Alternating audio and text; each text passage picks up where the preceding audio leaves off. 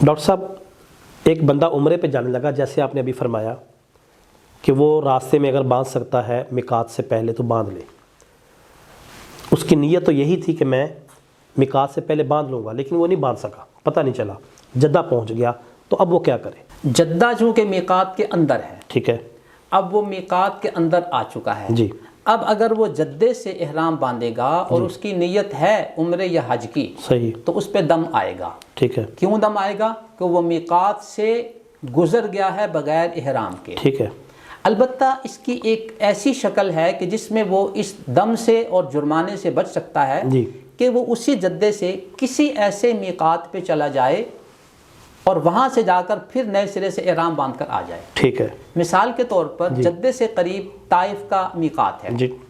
وہ جدے سے طائف والی میقات پہ چلا جائے، صحیح، اور اس میقات سے احرام باندھ کر آ جائے تو اس کا احرام بھی صحیح ہو گیا اور اس پر جرمانہ بھی نہیں آیا. صحیح صحیح. یا وہ جدے سے مدینہ شریف آ جائے، ٹھیک ہے، زیارت کے لیے پہلے حاضر ہو جائے، وہاں حاضری دے کر نماز پڑھ کر وہاں سے جب مکہ مکرمہ کے لیے روانہ ہو تو مدینہ منورہ سے مکہ مکرمہ آتے ہوئے ذوالحلیفہ کا میقات ہے جو مدینہ منورہ سے تقریباً 10 کلومیٹر کے فاصلے پر ہے، تو وہاں سے احرام کی نیت کر کے اور احرام باندھ کر آگے بڑھ جائے.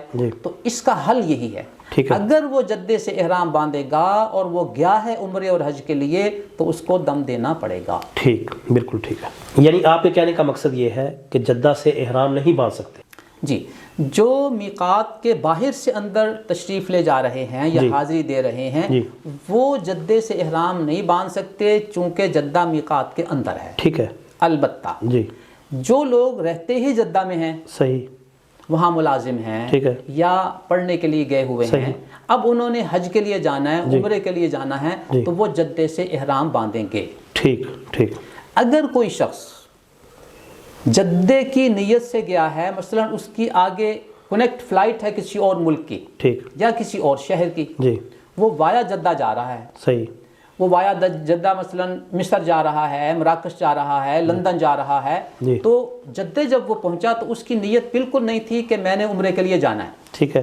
لیکن جب وہ جدے پہنچا اس نے دیکھا کہ میری نیکسٹ فلائٹ اتنی لیٹ ہے کہ میرے پاس اتنے گھنٹے ہیں کہ میں مکہ شریف حاضری دے کر عمرہ کر سکتا ہوں، واپس آ کر دوبارہ اپنی فلائٹ کو لے سکتا ہوں اور عمرہ کر سکتا ہوں. صحیح.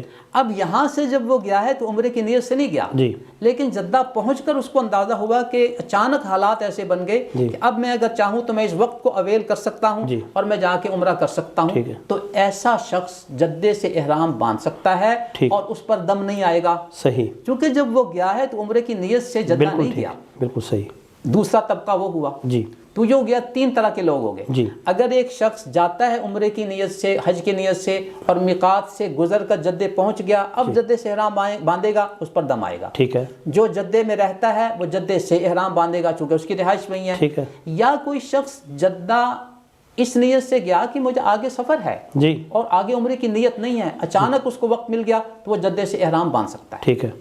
اب یہ 3 لوگوں کے لیے تو اس طرح کی کیفیت ہوگی. ٹھیک ہے. اب بعض لوگ کیا سوچتے ہیں، کہتے ہیں جی ہم نے جدے میں جا کر 2 دن 3 دن اپنے کسی دوست کے یہاں، اپنے کسی عزیز کے یہاں ٹھہرنا ہے. ٹھیک ہے.